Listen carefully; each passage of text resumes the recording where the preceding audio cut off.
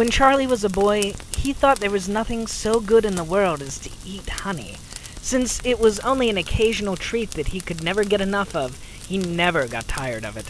His cousin Will had a lot of bees, and knowing how well Charlie liked honey, he would send him word every year in May to come pay him a visit and to get himself some. No matter where he was or what he was doing, he would go, and he would bring out a big pan full of honey and would sit down and eat it all while Will watched and laughed. Will was good to Charlie in many other ways, so much so that Charlie thought of him as an older brother rather than just a cousin. In fact, if he had his way about it, he would have stayed with Will all the time if his father would have allowed it. But as the years went by and Charlie got older, he didn't see him quite as often, and before he knew it, he was an old man. When Charlie got word one day that Will was sick, he realized just how long it had been and was ashamed of himself that he had not visited more. Charlie shut down his repair shop right away and started out for Will's house. When he got there, he saw that Will was very poorly, just hanging on to life by a thread. Will was very glad to see him, and they talked all day about his bees and the good old days, the amount of honey he used to eat, and the things they used to do together.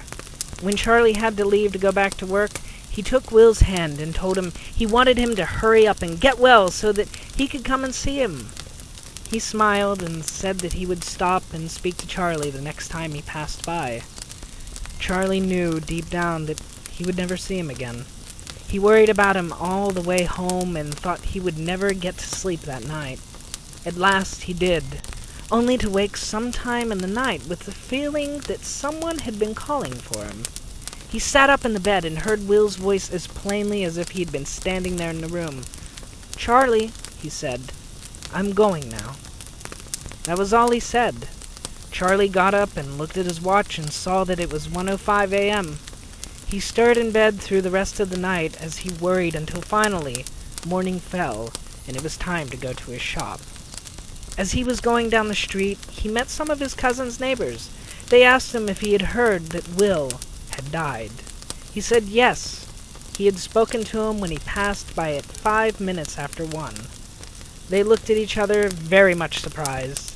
That was exactly the time he had died, they said. They had been there at his bedside, and they knew.